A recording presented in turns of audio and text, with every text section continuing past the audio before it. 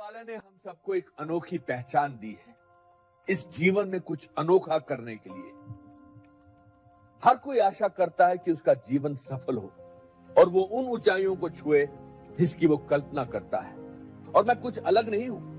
मेरा सपना था कि मैं एक अभिनेता बनूं। हम सपनों की दुनिया में जीते हैं, लेकिन मेरा मानना है कि अपने सपनों को सच करने का सबसे अच्छा तरीका है कि आप जाग जाओ। कहते हैं dreams are just a reflection of your desires.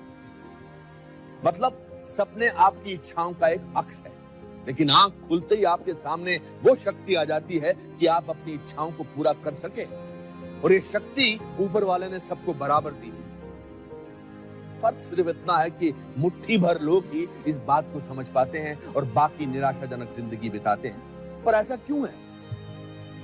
क्योंकि लोगों का लाइफ में नजरिया बहुत निराशावादी यानी पेसिमिस्टिक हो गया है। कोई भी अनोखी घटना हमारे लिए एक अपवाद यानी एक्सेप्शन बन जाती है। हम सोचने लगते हैं कि ऐसा कुछ हमारे साथ नहीं हो सकता, और फिर किस्मत पर मटकी फोड़ना तो हमारी खानदानी आदत। एक छोटे कद का आदमी कभी बास्केटबॉल प्लेयर नहीं बन सकता, शरीर से भारी आदमी डांसर नहीं बन सकता, और एक आम दिखने वाला आदमी कभी अभिनेता नहीं बन सकता।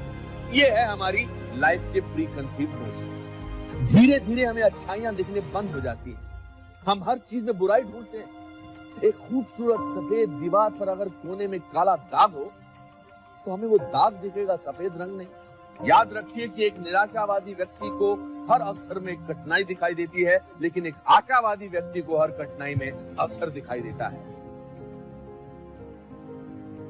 जीवन में हार ही इंसान की सबसे बड़ी सीख है, क्योंकि हार के बाद ही आप जीतने का मतलब समझते हैं। इस बात से मुझे great scientist Thomas Alva Edison का एक वाक्य याद आता है। जब वो बार बार इलेक्ट्रिक बल्ब बनाने में नाकाम हो रहे थे तो उनसे किसी ने कहा, क्या आप अपनी नाकामयाबी से शर्मिंदा नहीं?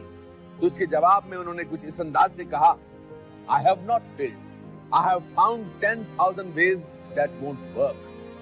ये है परसिस्टेंस का नतीजा, जिसने नाकामयाबी की परिभाषाएं बदल दी। और फिर वही हुआ जो होना था। एडिसन साहब ने दुनिया का पहला इलेक्ट्रिक बल्ब बनाया और अंधेरे को हमेशा के लिए खत्म कर दिया।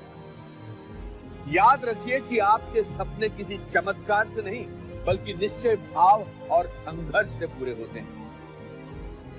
हमारी जिंदगी की सोच का दायरा प्री कंसीव्ड नोशन यानी पूर्व कल्पित धारणा से घिरा होता है।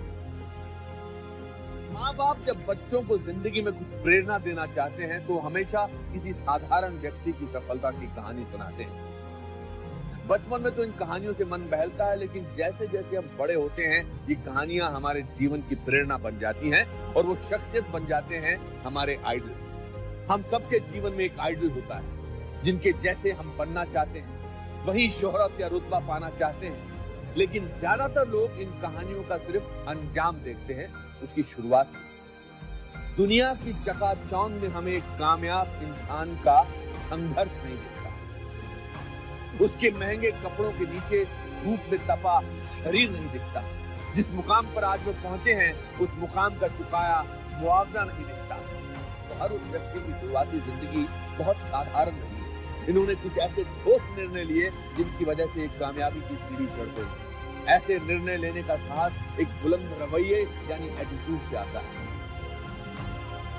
मेरे पिताजी ज्यादा पढ़े लिखे नहीं थे और ना ही वो अमीर थे, लेकिन अगर कोई मुझसे पूछे कि मेरे जीवन में सबसे प्रभावशाली व्यक्ति कौन है तो मैं अपने पिताजी का नाम लूंगा, क्योंकि मैंने उनके जीवन के संघर्ष से प्रेरणा ली। फिर चाहे वो कश्मीर से निकल के एक नया जीवन बनाने का संघर्ष या परिवार के अच्छे पालन पोषण का। जब मैं फिल्म जगत में अपनी पहचान ढूंढ रहा था तब उनका संघर्ष मेरा आदर्श बना। अपने संघर्ष की तकलीफ को जब मैं अपने पिताजी के संघर्ष से तोलता हूँ तो मुझे अपनी परेशानी बहुत हल्की लगती है।